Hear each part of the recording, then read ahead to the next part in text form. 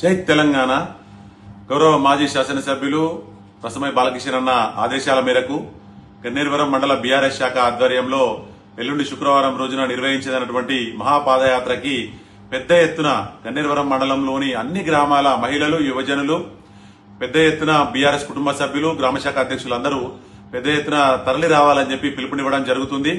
ఆ పాదయాత్ర గన్నేరువరంలో పొద్దున ఉదయం 8 గంటలకు ప్రారంభమై మాదాపూర్, హనుమాజ్పల్లి స్టేజి, జంగపల్లి మీదుగా కొండాపూర్, గుల్లపల్లి స్టేజ్ లో అయిపోతుంది. కాబట్టి పెద్ద ఎత్తున తరలి రావాలని చెప్పి పిలుపునివ్వడం జరుగుతుంది.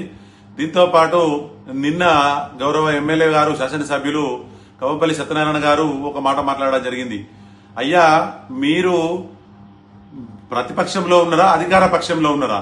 ప్రతిపక్షంలో ఉన్నట్టు మాట్లాడుతున్నారు. మీరే ఆలోచించుకోవాలి ఒకసారి. ఎవరి మీద ఆమరణ నిరాహార దీక్ష చేస్తారండి మీరు? రాష్ట్ర ముఖ్యమంత్రి గారు అయినటువంటి రేవంత్ రెడ్డి మీదనా, కాంట్రాక్టర్ అయినటువంటి కమాలుద్దీన్ మీదనా, లేకపోతే గన్నేరువరం మండల ప్రజల మీదనా? మీకు అధికారం ఇచ్చినందుకు మానకొండూరు ప్రజల మీదనా? ఎవరి మీద మీరు ఆమరణ నిరాహార దీక్ష చేస్తారండి? అధికారంలో ఉన్నారని మర్చిపోయి మాట్లాడుతున్నారేమో ఒకసారి చూసుకోండి. దయచేసి మేము ఈ వేదిక ద్వారా మరొకసారి గన్నేరువరం ప్రజలకు మనం కూడా ఆలోచించాల్సిన పరిస్థితి ఆసన్నమైంది. ఇప్పుడు అప్పుడే అబద్ధపు హామీలతో గెలిచినటువంటి కాంగ్రెస్ నాయకులు ఈరోజు మరొకసారి కుట్రపూరితమైన మోసం చేసే కార్యక్రమం దిశగా వాళ్ళ మాటలు, వాళ్ళ ప్రవర్తన జరుగుతుంది.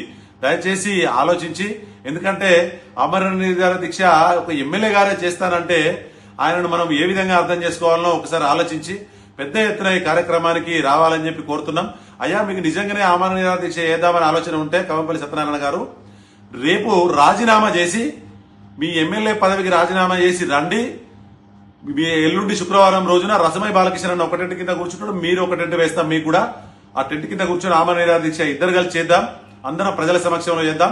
రోడ్డు ఎట్లా రాదో కాంగ్రెస్ ప్రభుత్వాన్ని ఎట్లా రోడ్డు కదిలించి తీసుకొద్దామని చెప్పి చూద్దాం. కాబట్టి పెద్ద ఎత్తున ప్రజలు దీన్ని చూడండి, ఎట్లాంటి మోసపూరితమైన హామీలు మరొకసారి కుట్ర జరుగుతుందో గమనించి పెద్ద ఎత్తున హాజరు కావాలని చెప్పి గన్నేరువరం మండల ప్రజలకు విజ్ఞప్తి చేస్తా ఉన్నాం.